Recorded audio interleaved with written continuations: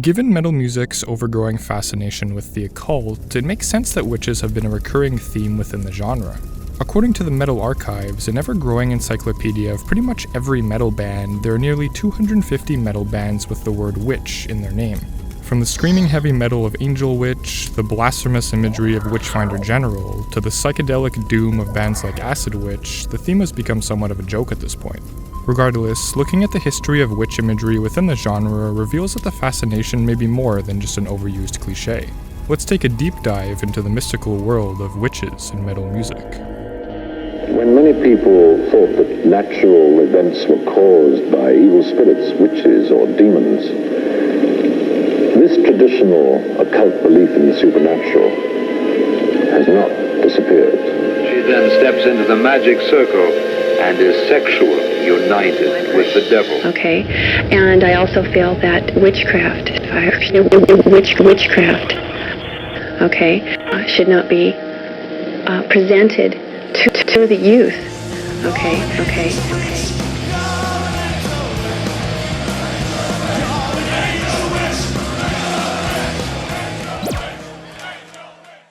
While metal music is over half a century old now, we can't really tie witch imagery to one specific decade or band within the genre. Just like the witch is borderline primordial in history, so is her mention in metal music. Black Sabbath's 1970 debut, for many the first metal album, already relies on the theme. Although the track is a cover, Black Sabbath's doomy version of Crow's Evil Woman, featured on some non-North American editions of their record, sees Ozzy sing about a woman with a look of evil in her eyes and black cats joining her in bed.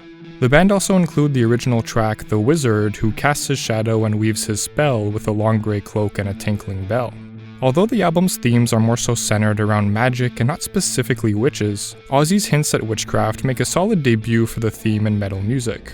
This pairing makes sense given that Black Sabbath are from England, one of the centers of witchcraft in post-medieval history.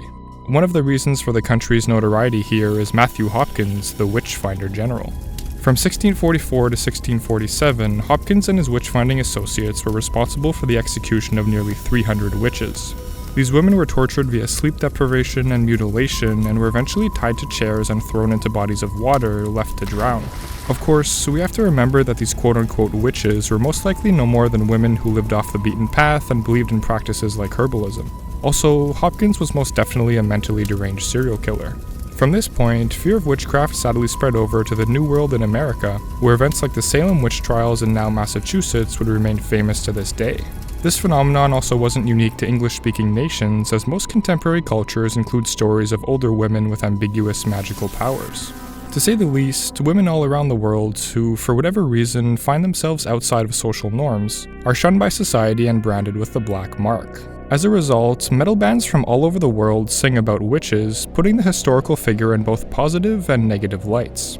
Despite the male-dominated genre's ongoing issue with misogyny, which we'll get into later, many groups mention the subject matter to ride the line between good and evil. New wave of British heavy metal titans Angel Witch are an emblematic example of this, with their name itself representing opposite terms used to define women, a dichotomy of sorts. The title track on the band's self-titled debut, the song named after the band, features lyrics about a protagonist's adoration for a woman, as he originally refers to her as an angel with magical powers who can fly high and touch the sky. However, the protagonist's interest isn't reciprocated, as he sings, "If only you could feel for me that I feel for you."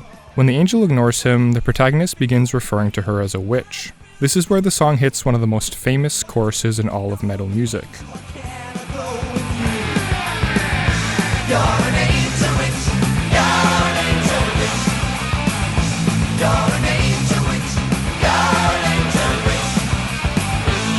The fourfold repetition of this line per chorus, which comes back 2 more times in the song, demonstrates how the protagonist is caught swirling in the witch's spell, a metaphor for the jitters of newfound love. However, even though the female character in the story is referred to as a witch because she dodges the protagonist's love interests, the song isn't about resentment. Rather, the title track becomes about the mystique of the witch, which is ultimately respected by the protagonist, singing, "I'd never hurt you, that'd be the last thing that I'd do."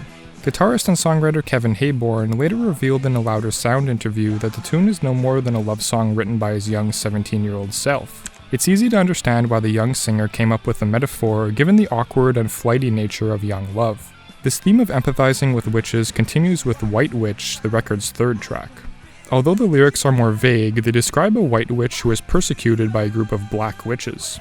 In the world of magic, white witchcraft is practiced by those who use their power for selfless purposes, as opposed to black magic, which is more nefarious. Although the white witch ultimately defeats the black witches, their spells come back to kill the white witch, leaving her to rest inside her grave peacefully. The track ultimately further empathizes with the witch character, fleshing out the line between good and evil in the process. Of course, the band's namesake Angel Witch forever pins the heavy metal group between good and evil and right from wrong, right where metal music should be. This theme is continued throughout the record, with other tracks about the lure of the lovely Medusa and the ancient city of Atlantis rising from the sea and ending the world.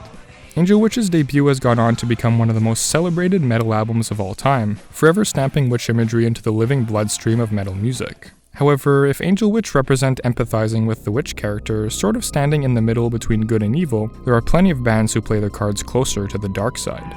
Witchfinder General, hailing from England, feature witch imagery heavily on their 1982 debut Death Penalty. The group would grow to become another forerunner of witch imagery and metal music, given their self-declared allegiance to Matthew Hopkins, the Witchfinder General. Of course, the band's name is derived from the 1968 film of the same name. While Death Penalty has become a popular and beloved release over the years, its messages are confusing at best, starting with the album cover.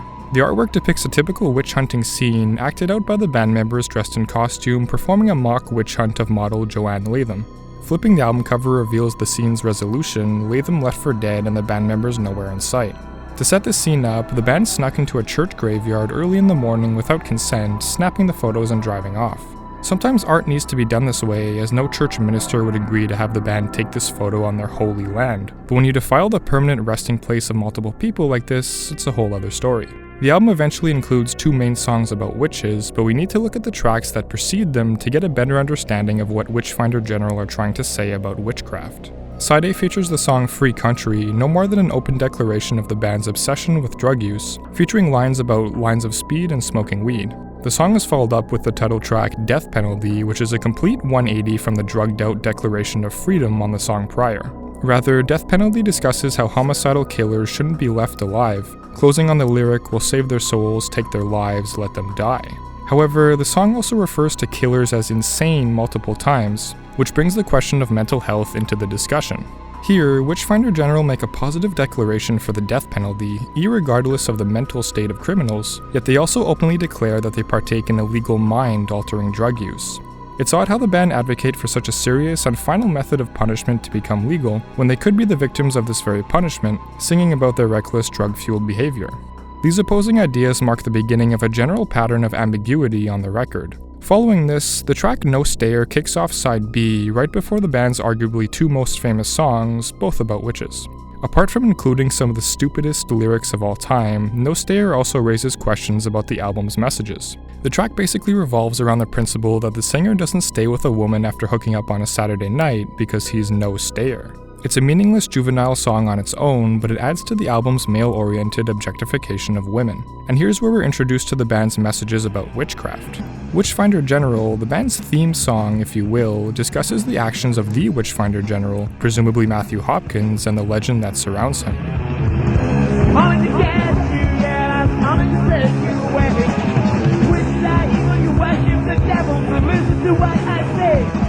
The song further discusses typical imagery like courtroom witchcraft trials, ultimately painting the Witchfinder General in somewhat of a negative light, describing how he tortures his victims. But then the lyrics proceed to describe how the Witchfinder General objectifies witches, which is said from the perspective of his victims.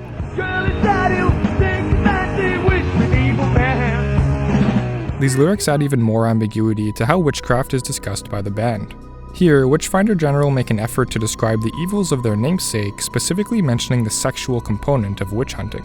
Yet, the album also depicts the band's blatant objectification of women, from the sexual lyrics on tracks like No Stayer to the naked woman on the album art. So just like the band members assumed the position of witch hunters for the album cover, they openly identify with the real evils of the Witchfinder General himself through the album's lyrics, which close with singer Zeeb Parks saying, "'Cause I'm the Witchfinder General." The record's second song about witch imagery is Burning a Sinner, which describes a crowd surrounding a burning witch. This track also fails to take a side, making it unclear whether the band advocates for this behavior or not.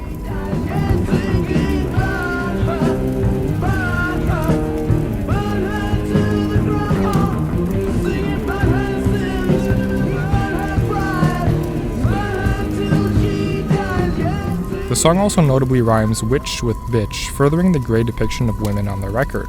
The ambiguous nature of the album's lyrics is also discussed in a 2018 essay by Dr. Owen Coggins, known for his research on ideology in metal music. The essay argues that metal songs use ambiguity in multiple ways to symbolize how witches are persecuted due to their unknown power. Coggins cites factors like how the Witchfinder General track changes speakers multiple times to create confusion and uncertainty for the listener, also mentioning the album's often conflicting messages about freedom and the death penalty. The essay goes on to describe how these traits can be found in other notable songs about witchcraft as well, creating a pattern of ambiguous lyrics. However, the most poignant point that Coggins raises is how Witchfinder General purposefully put themselves between the two opposite voices on the death penalty record. They're portrayed as both violent aggressors like on the album cover, but also in non-threatening positions, like in the behind-the-scenes photo of the band holding model Joanne Latham, smiles all around. Witchfinder General even provide a visual example of this dichotomy on the cover of their 7-inch single Burning a Sinner. Here, the band members are portrayed burning in flames, just like the burning witches described in the chanting lyrics of this very track.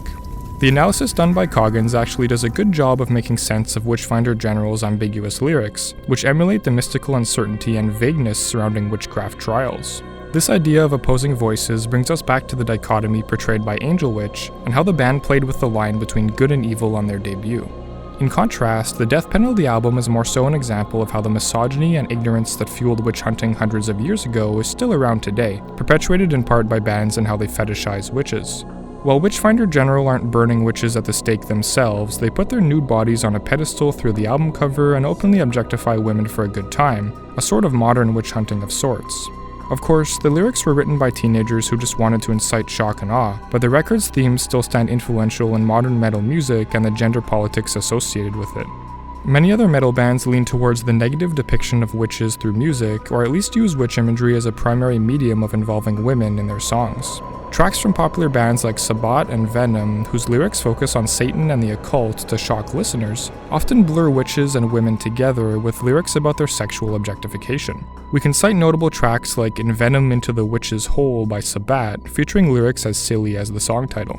And while Venom's songs about witches like Witching Hour and Don't Burn the Witch tend to focus more on the occult rather than degrading women, the English group have separate tracks that objectify them, such as the brothel-inspired Red Light Fever or Poison, a song that compares a woman's addictive sexuality to recurring STIs.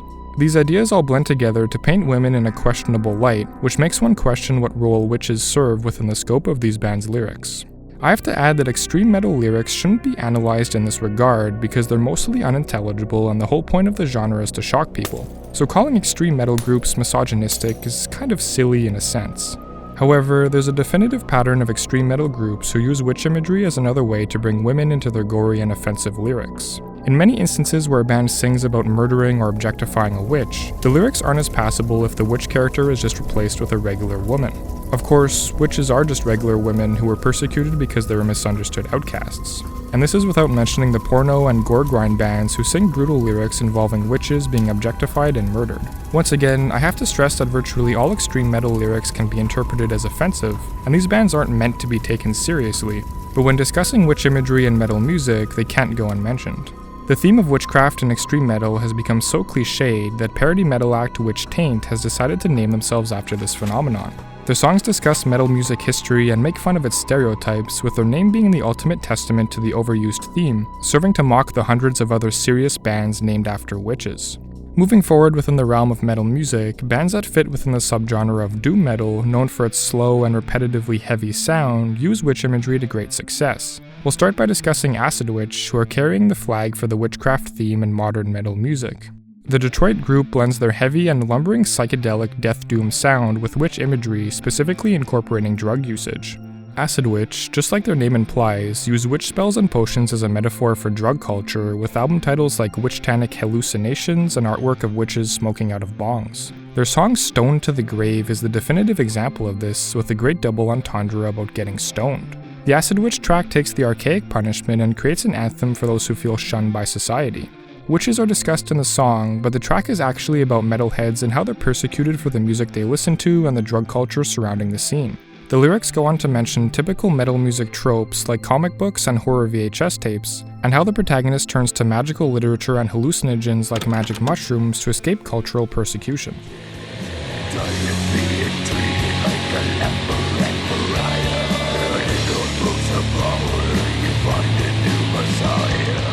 The song then shifts and discusses the tale of an old local witch said to haunt the hills of the land which she were born, who drugs those who tried to hunt her, preserving them in the swamps in their shallow water graves. While the witch character is still described as evil here, the band make comparisons between the social outcasts who make up metal music culture and the outcasted witch character who uses drugs to subdue her victims.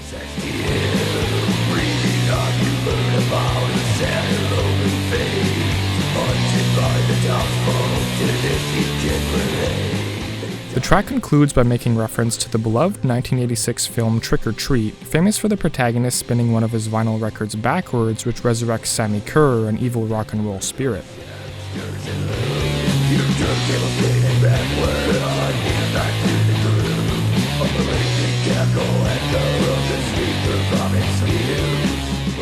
Ultimately, the protagonist grabs his bong and takes a ride on another trip, with the song's lyrics repeating the line, "You are stoned to the grave." Even though the track seems like a simple, goofy song about drugs and witches, it actually says a lot about the identity of metalheads and how the genre is often persecuted by the public through comparing metalheads to witches. However, the imagery actually goes a lot deeper than this for the group. In a personal correspondence with vocalist and bassist Shagrad, who also designs the band's album covers, he revealed that the drugs and potions are a metaphor for seeking personal illumination. I say illumination and not enlightenment because you may shine a light on the dark recesses of the inner psyche and reveal things you'd rather have left unseen, Shagrad said. You can't ensure what you will find, so the witch embodies that element of danger and wonder. He continued, "She understands being a pariah and she understands your pain. If everyone shuns you anyway in the external world, why not learn to be the master of your own internal realm?" Shagrad concluded that outcasts should break away from society by exploring their inner magical capabilities to shape their internal world, eventually mastering the external. Knowing this, it's clear that Acid Witch may be the ultimate witch-themed band, given their dedication to the imagery, their Halloween vibe, and how they identify with the persona.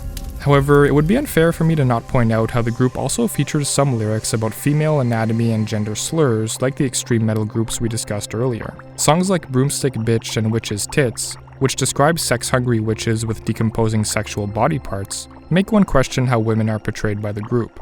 While it's ultimately the listener's decision, at least these tracks add to the band's message about the world's outcasts, further describing the uglier aspects of our world, ultimately building up to the idea that outcasts may be misunderstood. Of course, always going back to the dichotomy, when one shines a light on the darker aspects of our world, you never know what you'll find. Whether the Acid Witch herself is in fact misunderstood, or whether she's sadistically evil, is a line that the band stands between, once again, right where metal music should be. Moving forward, many other similar-sounding doom metal bands also use the genre's psychedelic nature to discuss witchcraft, like on Electric Wizard's 2000 album Dope Throne. Here, the band sing about things like sorcery and drug usage, all fusing together into one heavy, psyched-out atmosphere, mimicking being caught under a witch's spell. The record even features a track called I, the Witchfinder, harkening back to the theme of Matthew Hopkins and the murder of hundreds of innocent women. Other notable doom metal tracks discuss the Witchfinder General and witch hunting in general, such as Cathedral song Hopkins, the Witchfinder General, and Swedish doom titans Candlemass, who sing about witches, sorcery, and the occult. Acid Witch even have a track called Witchfinder Finder, which again discusses the 1968 film Witchfinder General, painting the film's protagonist who hunts Matthew Hopkins as a hero. Another notable doom metal record is Bloodlust by Uncle Acid and the Deadbeats, with the entire album dedicated to occultism and the powers of witchcraft, the album cover taken from the poster of the 1970 German witchcraft film Mark of the Devil. Going back to Coggins' essay, he argues that the onslaught of riffs and distortion in doom metal emulate the aspects of ambiguous control in witch hunting, creating a sonic haze around the hazy subject matter.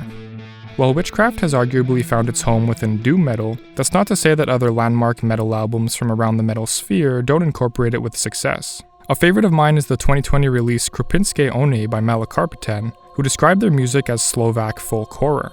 The record centers around the Slovakian town of Krpina and its history with witchcraft trials.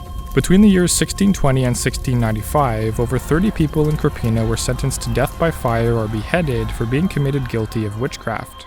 The lyrics on the Krpinske One record, which are sung in Slovak, are inspired by real execution transcripts, with Malokarpatan successfully blending a part of Slovakia's history with modern music.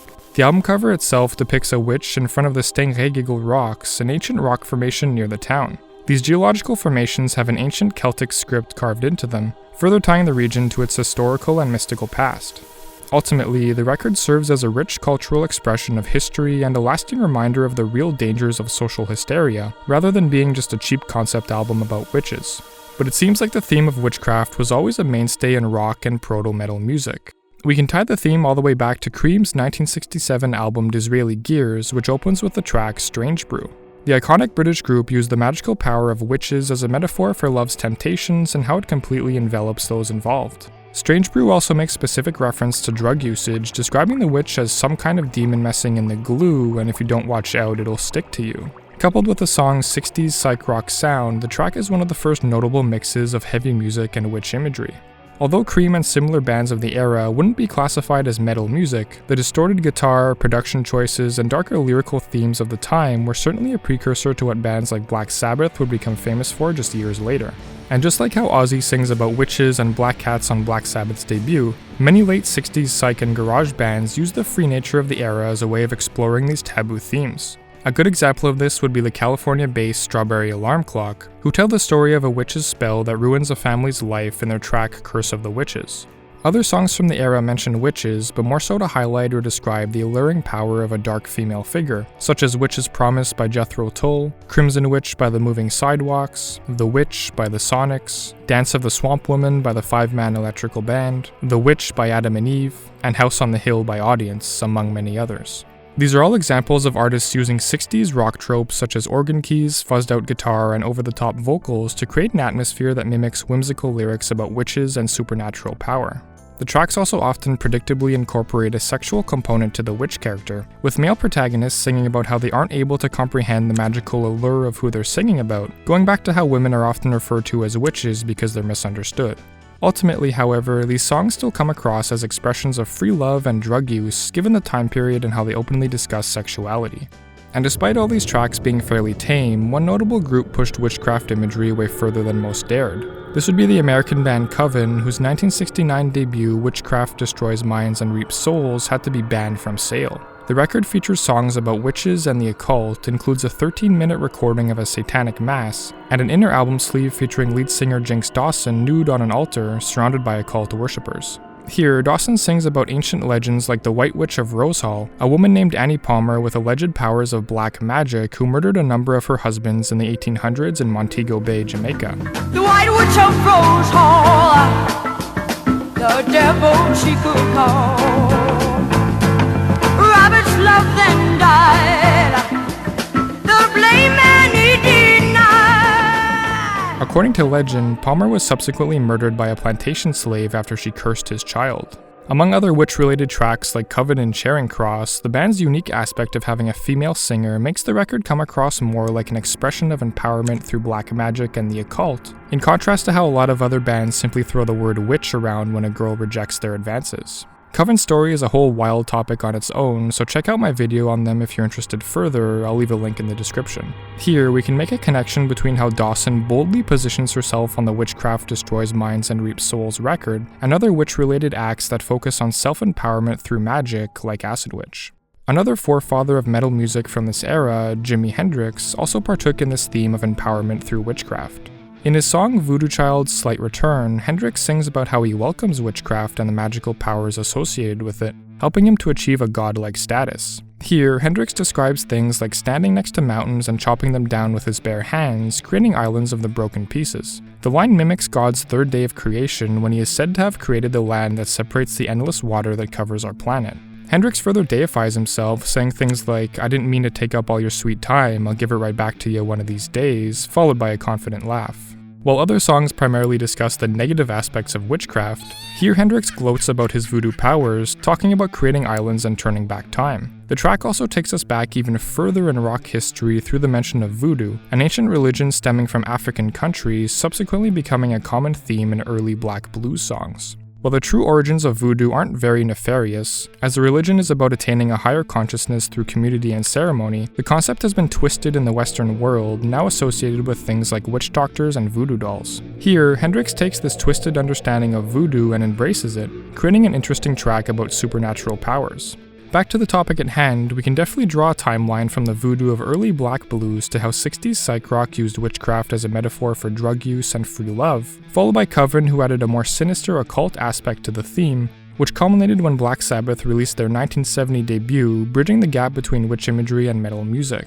Over 50 years later, modern metal music features all of the witch tropes we've discussed so far. Many modern heavy metal bands follow Angel Witch's path, discussing how witchcraft and occult powers are special and how witches should be empathized with. But at the same time, others push the imagery of bands like Witchfinder General even further, writing songs about the violent physical and sexual torture of women because it's acceptable within the context of the witch theme. With that said, it seems like doom metal bands like Acid Witch have found the best happy medium, pairing witch imagery with the relentless psychedelic pummeling nature of their music, creating a whole new vibe. Whether portrayed in a positive or negative light, if a metal band isn't named after witches, they're bound to have a song about one. And going back to dichotomies, in this case the balance between good and evil or heaven and hell, witchcraft has remained such an important lyrical theme within metal music because it deals with this very balance. Here's to another 50 years of witches in metal music. Thanks for tuning in.